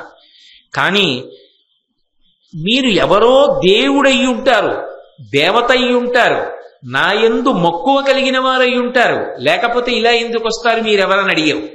అందుకని నేనెవరో చెప్పవలసి వచ్చి నా రూపాన్ని చూపించాను, నేను సూర్యుడిని, కాబట్టి నా మాట విను అని చెప్పి ఆయన ఉన్న విషయాన్నంతటినీ చెప్పాడు. దేవేంద్రుడు నీకు సహజముగా ఉన్న కవచకుండలములను అపహరించాలని ప్రయత్నం చేస్తున్నాడు. కాబట్టి ఆయన రేపటి రోజున వస్తాడు, వచ్చి నీ కవచకుండలములను దానముగా అడుగుతాడు. బ్రాహ్మణ వేషంలో వస్తాడు. ఎందుకంటే నీకు ఒక వ్రతం ఉంది. నువ్వు స్నానం చేసి జపం చేసుకుని ఇంటికొచ్చి సూర్యోపాసన పూర్తి చేసే లోపల ఇంటి ముందు నిలబడి ఎవరు ఏది అడిగినా బ్రాహ్మణులకు లేదనకుండా దానమిస్తాం. అందుకే రేపు బ్రాహ్మణ వేషంలో వస్తున్నాడు ఇంద్రుడు. వచ్చి ఇవి అడుగుతాడు. నువ్వు ఆ సమయంలో కాదు అని అనవు కాబట్టి అలాగే ఇచ్చేస్తానని ఇచ్చేస్తావు కూడా. అవి సహజముగా ఉన్న కవచకుండలములు, అదేదో గుండీలిప్పిచ్చేయడానికి చొక్కా కాదు. కాబట్టి ఏం చేయాలి, కోసి ఇచ్చేయాలి, నువ్వు ఇచ్చేస్తావు కూడా. నీకున్న వ్రత పరిపాలనా నిష్ట అటువంటిది. అంటే కర్ణుడి విషయంలో ఎన్ని గొప్ప విషయాలు ఉన్నాయో చూడండి. మహానుభావుడు, ఆయనే సామాన్యుడు కాడు. అలా ఇవ్వవద్దు సుమా. వచ్చినవాడు బ్రాహ్మణుడు కాడు, ఇంద్రుడు. కపటముగా వస్తున్నాడు, నీ కవచకుండలముల కోసమే వస్తున్నాడు, నీ ప్రాణం తీయడం కోసమే వస్తున్నాడు. అంటే ఆయన ఉద్దేశం ఏమిటి తీసుకోవడంలో? నువ్వు చనిపోవాలని కదా వస్తున్నాడు. కాబట్టి నీ చావు కోరి వస్తున్నవాడు నీకు నీ దగ్గర దానం అడగగలిగిన మిత్రుడు ఎందుకు అవుతాడు? నీ క్షేమమును కోరినవాడు ఎందుకు అవుతాడు? అందుకే నిర్ద్వందముగా ఇవ్వనని చెప్పేశాయి అని సూర్యుడు చెప్పేశాడు. చెప్పేస్తే కర్ణుడు అన్నాడు సూర్యుడి వంక తిరిగి, భూసురకోటి వేడుటయు బోడిగ ప్రాణములైన నీగిన బాస దినేశ లోకమున ప్రస్ఫుటమింతయు అట్లు కాకయున్ వాసవుడట్టే నన్నడుగ వచ్చు ప్రియంబడి నాకు ఒక్క బ్రాతే సురలోక వందిత మదిం కవచంబులు కుండలంబులున్. ఓ సూర్య భగవానుడా, నాకు ఒక వ్రతం ఉన్నది, నాకు ఒక ప్రతిజ్ఞ ఉన్నది. నేను ప్రతిరోజు కూడా అనుష్ఠానం చేసుకుని వచ్చి ఇంట్లో సూర్యోపాసన పూర్తి చేసే లోపల ఇంటి ముందుకి ఎంతమంది బ్రాహ్మణులు వచ్చి నిలబడతారో ఆ వచ్చి నిలబడిన వారు ఎవరు ఏది అడిగితే వాళ్ళ మాట కాదనకుండా నా శక్తి కొలది దానం చేస్తాను అని నా నియమం. నాకున్న సహజమైన కవచకుండలములను ఇవ్వగలిగినది నా శక్తి. ఇవ్వను అని ఎలా అనగలను? అలా అన్ననాడు నా కీర్తి పోదా? నేను పెట్టుకున్న వ్రతం భంగమైపోదా? నేను పెట్టుకున్న ఆచారము భగ్నమైపోలేదా? అప్పుడు నాకు అపకీర్తి రాదా? అన్నమాట తప్పన? వచ్చినవాడు ఇంద్రుడే కావచ్చు, బ్రాహ్మణ వేషంలోనే రావచ్చు, అయినా కాదని నేను అనను. ఆ సమయంలో వస్తాడు కాబట్టి అడిగితే ఇచ్చేయవలసిందే. అది నా వ్రతం అంతే. కీర్తి విడువజాల కీర్తితో మెలగంగా చావు వచ్చనేని సత్తు కాని జగములోన నెల్ల సడికంటే చావు మేలనగబరగు మాట అనగా వినవే. కీర్తిని మాత్రం నేను విడిచిపెట్టలేదు. కీర్తిని విడిచిపెట్టి కేవలముగా అపకీర్తితో బ్రతకడం నా వల్ల జరిగే పని కాదు. ఒకవేళ కీర్తి కోసం నేను ప్రయత్నం చేస్తున్న కారణం చేత నాకు చావు వస్తే కీర్తి కోసం చచ్చిపోతాడు తప్ప కీర్తిని వదిలిపెట్టి అపకీర్తితో బ్రతకడానికి మాత్రం ఇష్టపడతాడు. ఇందులో చాలా పట్టుదల కనపడుతుంది. ఏ కారణము చేత వ్రతభంగము చెయ్యనో, వ్రతభంగము చేసి ప్రాణములు నిలబెట్టుకున్నాడన్న అపకీర్తిని నేను పొందను, అంత పట్టుదల ఉండడం, అలా వ్రతాచరణ చేస్తాను అని చెప్పడం, వస్తున్నది సహజ కవచ కుండలాల కోసము అన్న విషయాన్ని తెలిసి కూడా ఎట్టి పరిస్థితులలో ఇచ్చేస్తాను తప్ప వాటి కోసం అబద్ధవాడి అపకీర్తితో బతకను అనగలిగినటువంటి వాడు బహు తక్కువ ఉంటాడు. అసలు కర్ణుడి కన్నా ఉంటారా అన్నది కూడా అనుమానమే. అంత ధృతి చాలా గొప్పది. అయితే నీకు కీర్తి కండుతా, ఆ కీర్తి కోసం చచ్చిపోతావా అంటావేమో సూర్య భగవానుడా. ఒక్క మాట చెప్తాను విను. కీర్తి ఇచ్చు పుణ్యగతి, కీర్తియ తల్లియుబోలె బ్రోచు, సత్కీర్తియ ఆయువున్ సిరియు, కీర్తి విహీనుడచు శవంబు, దుష్కీర్తను ఎల్లచేటులను గిట్టి హరించుననండే, తొల్లి భక్తార్తిహరుండు నా బరగు అంబుజసూతి జగద్ధితంబుగన్. ఓ ఇంద్రుడా, నీకు తెలియనిదా? మనిషి సంపాదించుకున్నటువంటి కీర్తి ఏది ఉంటుందో అదే పుణ్యగతినిస్తుంది. ఎందుకంటే లోకంలో ఒక విషయాన్ని చెప్తారు. మనిషి యశో శరీరము అని ఒక దాన్ని పొందుతాడు. భౌతికమైన శరీరము శాశ్వతముగా ఉండదు కదా, భౌతిక శరీరం పడిపోతుంది, యశో శరీరము మిగిలిపోతుంది. ఆయన పేరు అలా కీర్తి వినపడుతూనే ఉంటుంది. బా, మహానుభావుడు ఎంత గొప్పవాడండి అంటుంటారు లోకంలో. ఓ డొక్కా సీతమ్మ గారిని తలుచుకున్నారనుకోండి, మహాతల్లి ఏమి అన్నదానం చేసిందండి అని తలుచుకుంటుంటారు. లోకంలో కీర్తి ఎంతకాలము నిలబడుతుందో అంతకాలము స్వర్గలోకవాసం ఇస్తారు అని.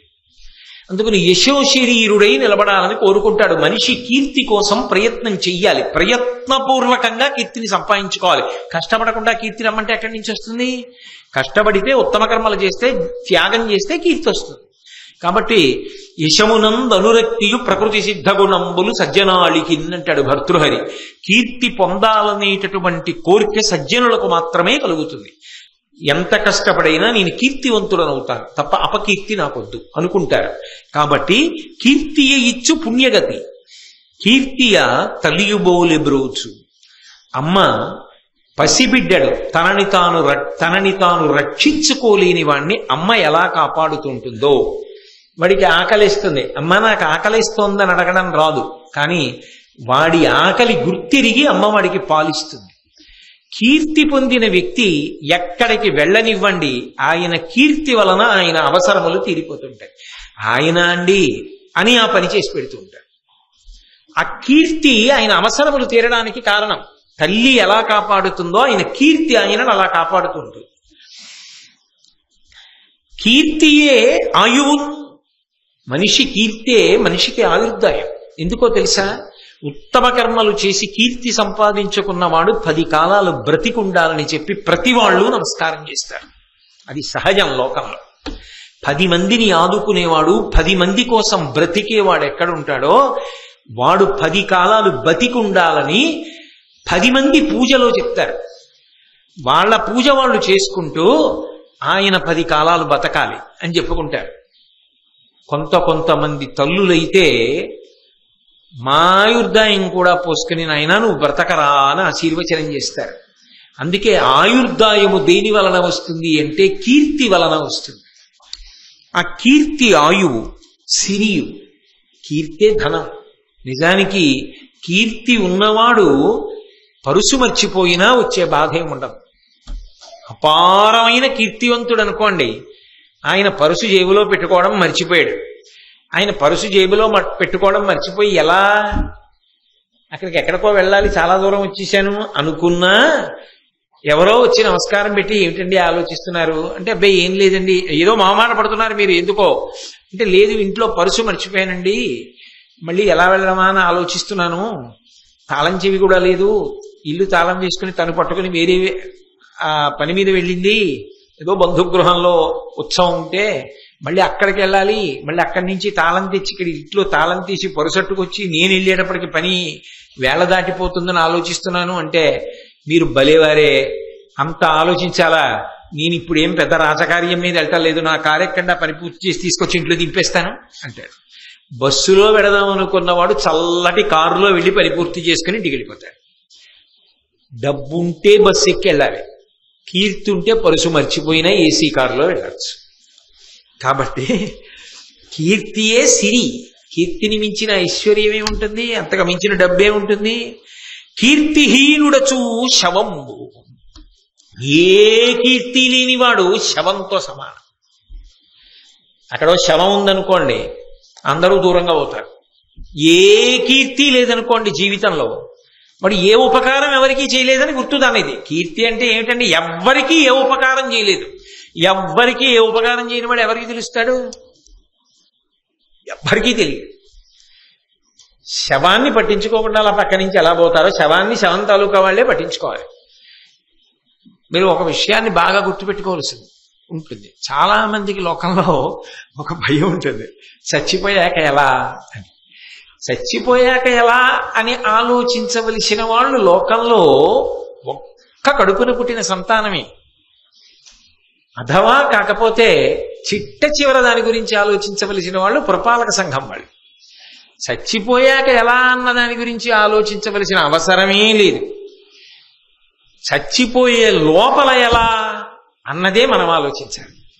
ఈ లోపల ఏం చెయ్యాలి, మరణం వచ్చే లోపల నేను ఎంత చెయ్యగలను, ఏం చెయ్యగలను అన్న వరకే. దాని తర్వాత ఎందుకు అసలు? దాని తర్వాత ఏం చేయాలన్నది ఆలోచించవలసింది కొడుకు, కాకపోతే అల్లుడు, కాకపోతే మనవలు, కాకపోతే స్నేహితులు, ఆఖరికి ఎవరూ కాకపోతే పురపాలక సంఘం. అది మనది కానీ కాదు దాని గురించి. కాబట్టి దాని గురించి ఆలోచించవలసిన విషయమే లేదు. అసలు దాని గురించి బెంగే పెట్టుకోక్కర్లేదు. బెంగట్టు పెట్టుకుంటే ఊపిరున్నంత కాలం నేను ఏం చెయ్యాలని ఆలోచించాలి. అది ధీరత్వం. కాబట్టి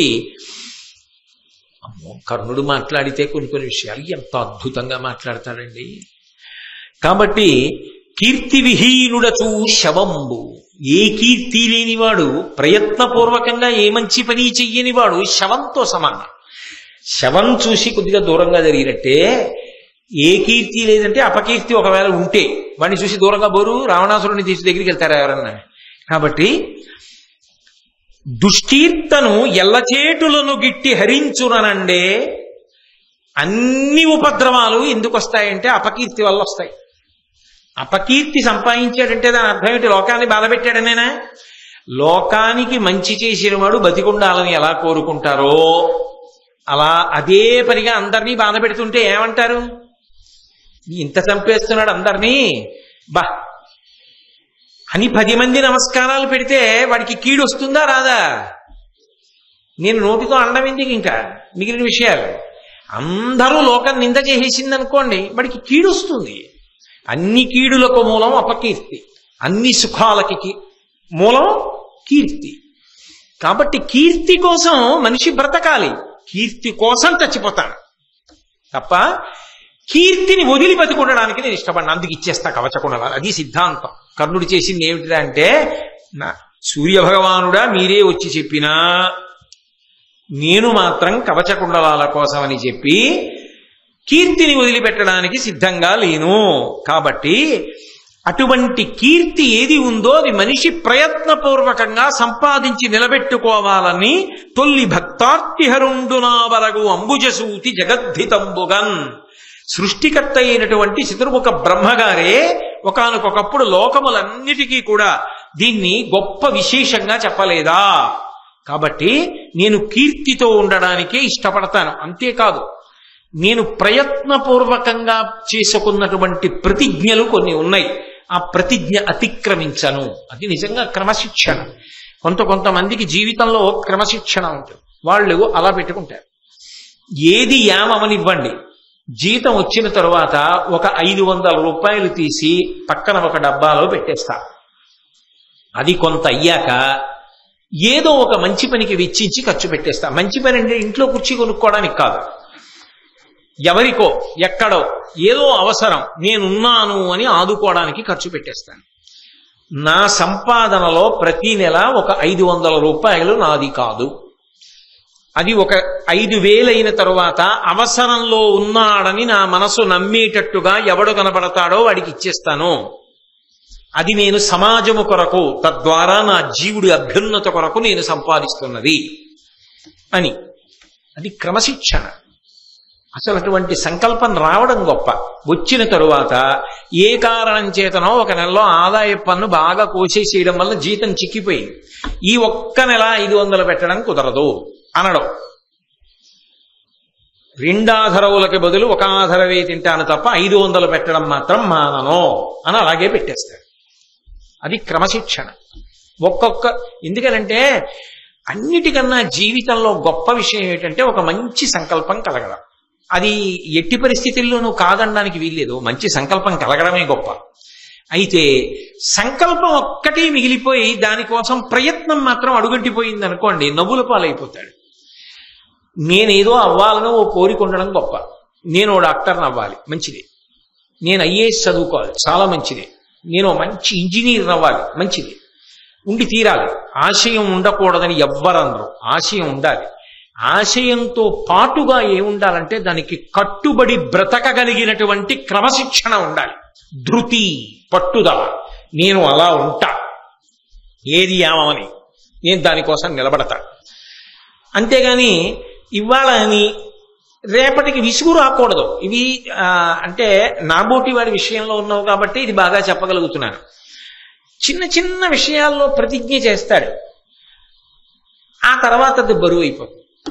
ఎక్కడో సుప్రభాతం వింటాడు, వెంకటేశ్వర సుప్రభాతం, చాలా బాగుంది, ఇంక నుంచి నీకు చెప్తున్నాను, ఇంకా ఏది ఏమైపోని ప్రతి శనివారం మన ఇద్దరం 4 అయ్యేటప్పటికి లేవాలి. 5 అయ్యేటప్పటికి తెమిలిపోయి నేను వెంకటేశ్వర సుప్రభాతం చెప్పి పూజామందిరంలోకి వెళ్తుంటాను. 3 వారాలు బాగుంటుంది. 4వ వారం గురువారం నుంచే ఒత్తిడి మొదలవుతుంది. ఆదివారం నాడు మళ్ళీ ప్రయాణం ఉంది, ఇదో గొడవ, మళ్ళీ శనివారం తెల్లారగట్ట 4ంటికి లేవాలి.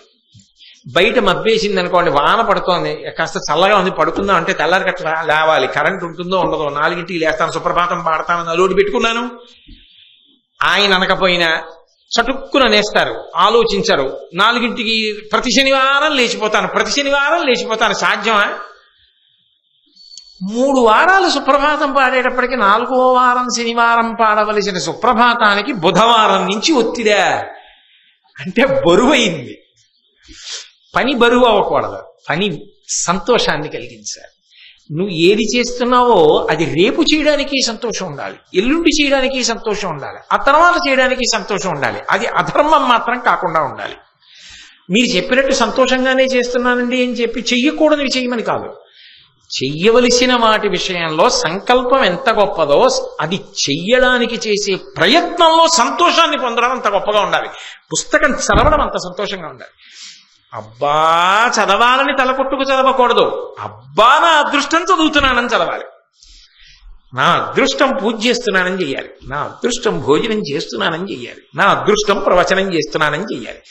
వాటికి అయిపోయింది అబ్బా అని దిగిపోకూడదు. అబ్బా రేపు వస్తే ఎప్పుడు వస్తుందో అంటూ దిగాలి. అది జీవితంలో ఉండవలసిన పూనికి. అది ఉన్న చోట విజయం ఉంటుంది, అది ఉన్న చోట కీర్తి ఉంటుంది తప్ప సంకల్పం మంచిదై అనుష్ఠానము బలహీనమైపోతే, ఆచరణ యందు తట్టుకోలేక ఎవడు చేస్తాడని బెంగెట్టేసుకుంటే వాడు సాధించలేడు.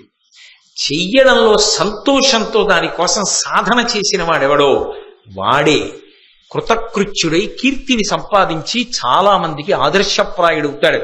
ఇదొక్కటి జీవితంలో పట్టుకోగలిగితే మీరు అనుకున్నది మీరు కాగలరు. ఇదొక్కటి చేత కాకపోతే జీవితంలో పక్కన ఉన్న హుండీలో 10 రూపాయలు పెట్టి ఇంకోటికి ఇవ్వడం కూడా సాధ్యం కాదు. అవసరాలు బతికున్నంత కాలం ఉంటుంది, ఉండకుండా ఎలా ఉంటాయి. 10 ఉంటే 11 రూపాయలకు ఉంటుంది, 11 ఉంటే 12 రూపాయలకు ఉంటుంది తప్ప 10 రూపాయలే ఉంటే 5 రూపాయలే అవసరాలు ఉండడం అన్నది ఎప్పుడూ ఉండకపోవచ్చు. కాబట్టి మనిషికి సంకల్పం ఉండాలి. ఆ సంకల్పము చేత అన్ని అవసరముల కన్నా అవసరం కూడా కావాలి.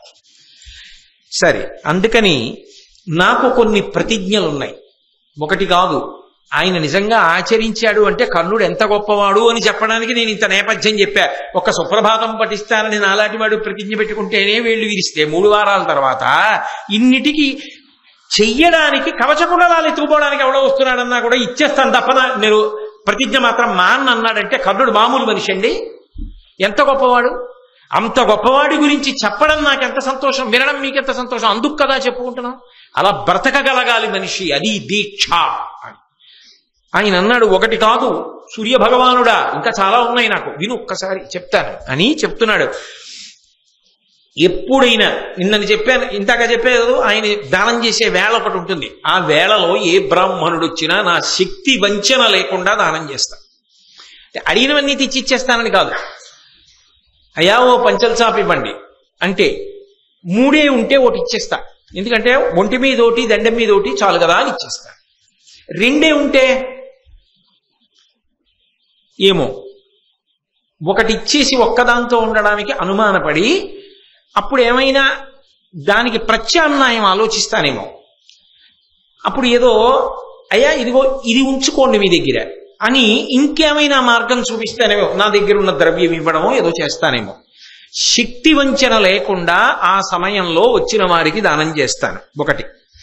2, శత్రువు ఎంత బలవంతుడైనా యుద్ధ భూమిలోకి వెళ్ళాక సంహరించడానికే ప్రయత్నిస్తాను. వాడు బలవంతుడని మాత్రం యుద్ధం చేయకుండా పారిపోను. యుద్ధం చేశాక తర్వాత వేరే విషయం. ఒకవేళ అలా యుద్ధం చేసినప్పుడు అవసరమైతే మరణించడానికి వెనుకాడను, వీరమరణం పొందడానికి సిద్ధంగా ఉంటాను. ఎంతటి శత్రువు అవనివ్వండి, కర్ణా శరణం కాపాడు అని వస్తే శరణిచ్చేస్తాను, రక్షిస్తాను, తప్ప చంపను. ఎంత శత్రువైనా కానీ, స్త్రీలు కాని, చిన్న పిల్లలు కాని, వయోవృద్ధులు కాని, దీనులు కాని, బ్రాహ్మణులు కాని, నేను చాలా కష్టంలో ఉన్నానని అంటే నాకు ఎన్ని పనులున్నా పక్కన పెట్టి ముందు వాళ్ళ రక్షణ చూస్తాను.